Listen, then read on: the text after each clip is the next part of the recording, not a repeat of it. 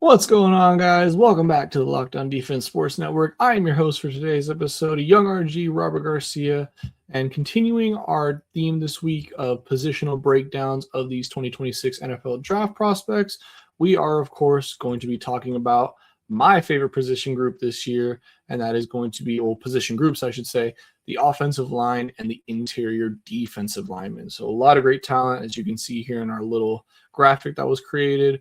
A lot of big names coming out of some big schools. A couple of Clemson guys there over on the interior defensive line side. So definitely a lot to talk about, and going to dive into some of the prospects here and get some really in-depth analysis on a couple of them that were my kind of personal standout favorite choices, and kind of some personal favorites that are coming out of the draft for me this year. So without further ado, let's get right into it. And the first thing that we're going to talk about is because, of course, the NFL Combine is coming up. Well, has already started this week. So a couple of players to watch that are going to be participating in this Combine. Offensive tackle out of Utah, Spencer Fano. The offensive tackle out of Iowa, Dunker. The offensive guard out of Oregon, Emmanuel Pregnon. The center out of Florida, Jake Slaughter. The defensive tackle out of Clemson, Peter Woods, and another defensive tackle out of southeastern Louisiana, Caleb Proctor. But not really going to be talking about too many of these guys. Just a couple of favorites here. Obviously, Jake Slaughter, projected to be one of the best centers coming out of this draft. Injury concerns with him. So this combine is really big for him to kind of see, how that body is holding up. See if not necessarily NFL ready, but just to see how he's recovering from those injuries. I think Caleb Proctor is another really exciting prospect here out of a bit of a smaller school. Like I mentioned, southeastern Louisiana. I always love those kind of small school guys that kind of pop up out of nowhere. And this combine is really a great chance for them to increase their draft stock. And then another one, of course, just kind of going through a couple of them here. Emmanuel Pregnon, the offensive guard out of Oregon. Really excited to see him go out there and move a little bit. Just a couple of favorites here. Definitely some people to keep your eyes on as this combine is going on, and just kind of check to see if the production at the combine matches what you're seeing on the tape. That's always the biggest thing, and what I personally love about the combine is it really separates the true players in terms of, if their extreme athleticism is on display at the combine, and then you match that with some really solid tape or some really good tape, you feel very confident about, drafting said prospects. Obviously the combine, this is kind of like the first major milestone in the off season, as we kind of move forward and march towards that draft coming up in April. Free agency will open up pretty soon here as well, but the combine is really what gets the offseason kicked off. So definitely excited for it, and definitely going to be keeping my eye on some of these key players here. Now let's dive right into the draft prospects kind of overview for the guys that I am really excited about coming out of college this year. And the first one is, and I'm going to absolutely butcher this name, Olavavega-Ione, the offensive guard coming out of Penn State, who is probably universally regarded as the best offensive guard coming out of this draft class, coming in at 6'4", 323. He is just an absolute mauler, man. At the point of attack, in the run game and pass protection, you name it, he can do it. He was first-team All-American and first-team Big Ten this past season, and in his entire college career, he has only missed 2 games. So that's, obviously what you're looking for in your offensive in your offensive line prospects, is guys who are able to maintain that durability throughout the season. And he is definitely an example of that. NFL comparison to him, a lot of people are saying, is Cooper Beebe. And obviously he got drafted to the Cowboys, and they're kind of like a cornerstone franchise in terms of developing and drafting offensive line talent. But regardless, that is still pretty great company to be in. He's your prototypical guard, like I mentioned, 6'4", 323. So he's got all, the physical traits of a good NFL offensive guard.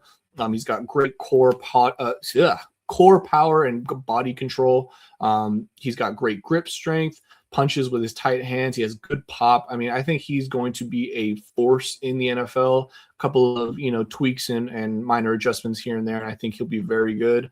He doesn't have credible, quickness as far as being, a move blocker, kind of getting set into motions or, running certain counter run plays and things like that. He also has a tendency to sometimes lose track of the stunting linemen that are coming across him. So, that's definitely something that he's going to have to improve on a lot, because stunts are ran by defensive coaches all the time. I know all too well how effective stunts were, judging by the fact that my offensive line this year for the Chargers was absolutely abysmal at dissecting stunts up front. So definitely something that he needs to kind of adjust moving forward.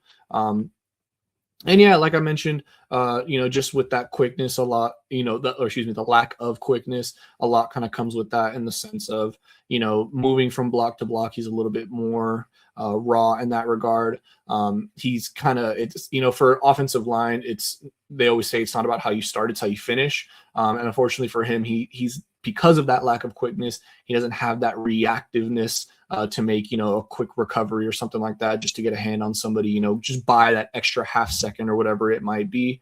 But regardless, I think he is going to be a force to be working with in the NFL. 323, so he's a little bit on the heavy side. I'm sure, NFL scouts want to see him, tone that weight down just a little bit, maybe get to about 310. But I think he is by far the best guard in this draft, in my opinion. And I really do think that he is going to be a, full-time starter right out of the gate. He will go to an offensive line needy team, an offensive guard needy team. And yeah, I really do think that he is going to be a great NFL player. He is somebody I am really hoping the Chargers are targeting with their, I believe, 22nd overall pick in the draft this year. And he very well could fall to there, just, because of the amount of talent in this draft. So very excited to see where he goes. And I think he will be a great, great prospect. Moving on to our next one, we are going to go with a defensive tackle this time, flipping on the other side of the ball here. We are going to go with Lee Hunter out of Texas Tech. Lee Hunter coming in at 6'3", 320, massive, massive guy for a defensive tackle. Had 7.5 sacks in his collegiate career, 172 total tackles, including 32 for loss. So he is just an absolute mauler. Got a 6'9" wingspan. Is incredibly hot off the snap, and getting into quick contact.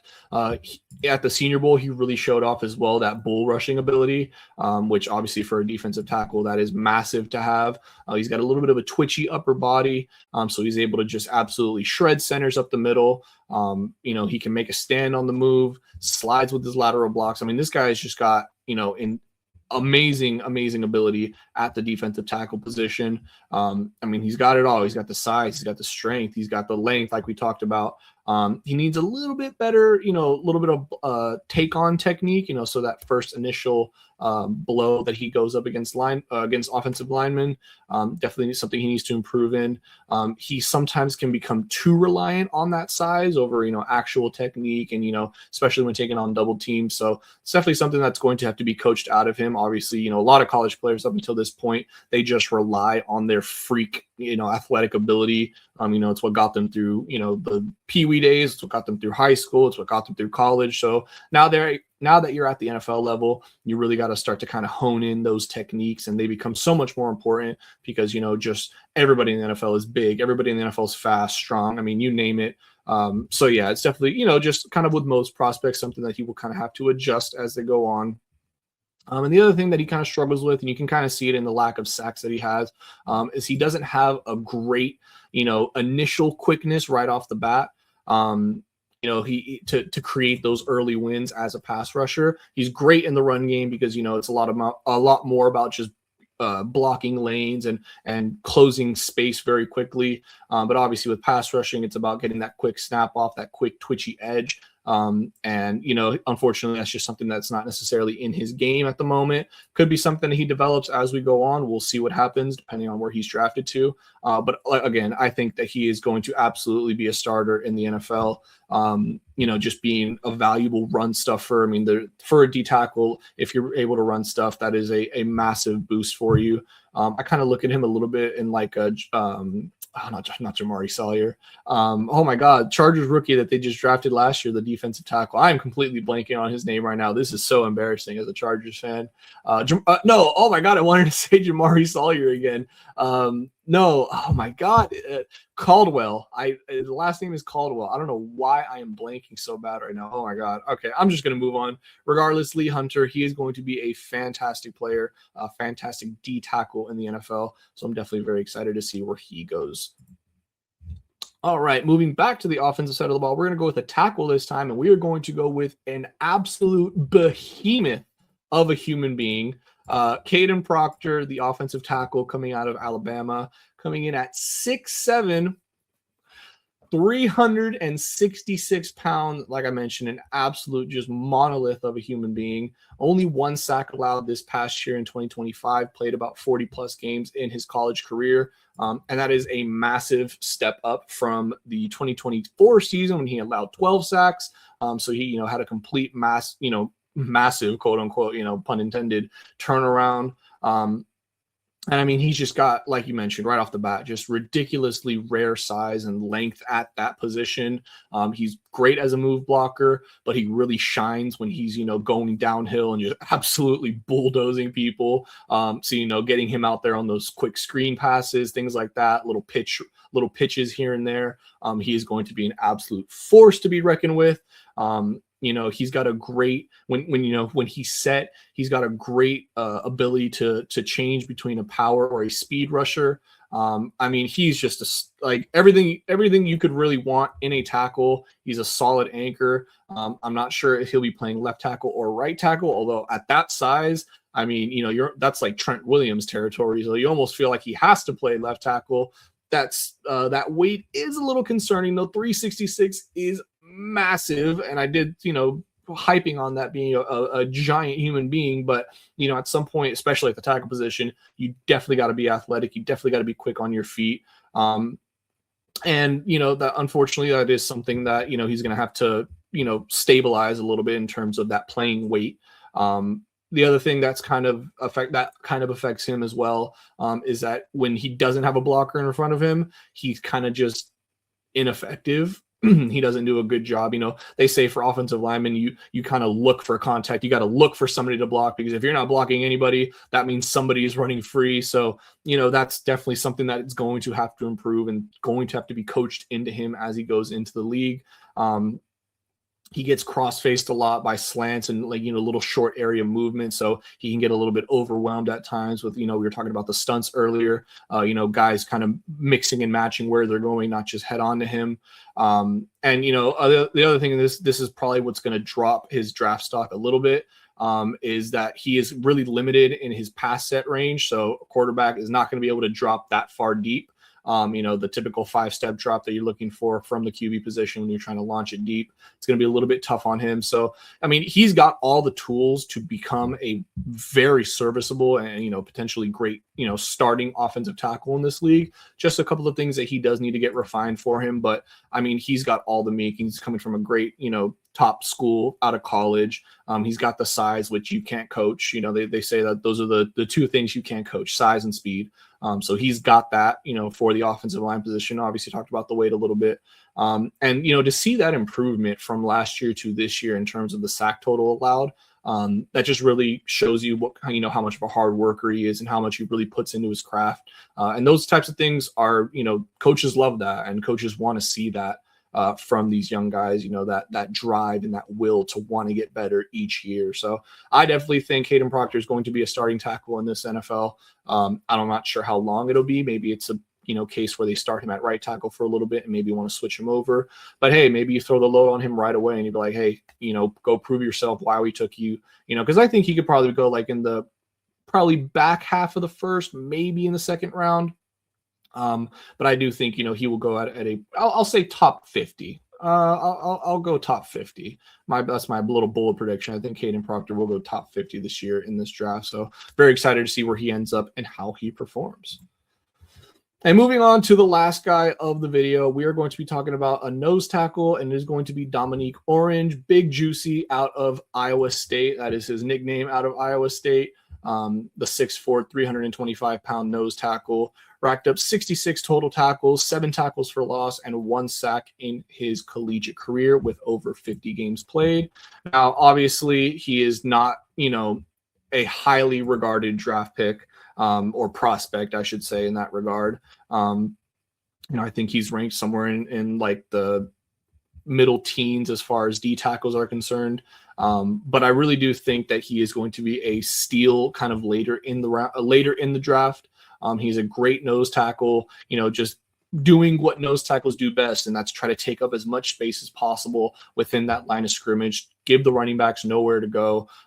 He's got great first step quickness, which is something that for a D tackle is huge. If you're able to get off those blocks quickly and easily, you can make a running back's life hell for the most part.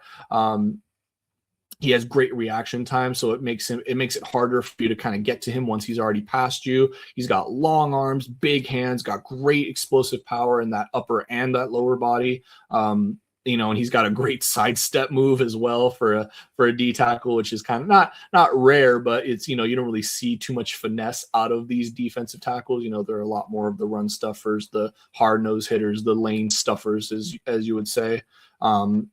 And then, obviously to kind of look on a couple of negatives for him, he doesn't have that great body control. He's obviously not a great pass rusher by any means, purely run stuffer, as you can tell by the only 1 sack he had in his college career.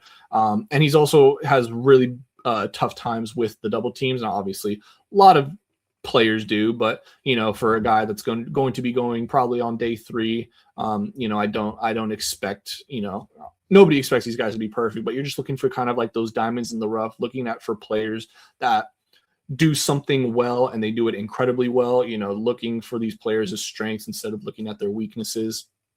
But I do think that he will be a, kind of like, we talked Jamari Caldwell. Is that who it is? I think it was Jamari Caldwell. Oh my God. Wow. I finally got it in my head. Jesus. But as I was saying, those nose tackles, those run stuffers, big beefy boys up front, those are your Jamari Caldwells, those are your Poona Fords. Just they have, there is value for these guys in the NFL. So I could definitely see him, just showing up a couple of things. Could be a nice rotational piece in the defensive room or in the defensive line room. So yeah, I definitely think that he is somebody to be on the lookout for, and I'm very excited to see where he will land. That is going to do it for me, guys. I want to thank you so much for tuning in and watching. Be sure to check out all of our channels down below for the Electric Shock Pod, our other subsidiary channels. Be sure to check out the Patreon as well. We just got that up and running. We got amazing content coming out on there every single week. So you be sure to want to miss that. There is a 7-day trial period. If you're not comfortable buying it right off the bat, let you kind of get a taste of what it's going to be like and what you're in for. And we promise you will not be disappointed. And be sure as well to check out the Hit Squad down below, all their socials, Coach Mike Dub, sorry, Alex, Coach Mike Dub, the real AG, Alex Givens, and of course myself, Young RG, Robert Garcia. I want to thank you guys so much for tuning in and watching, and I will see you in the next one. Take care, everybody.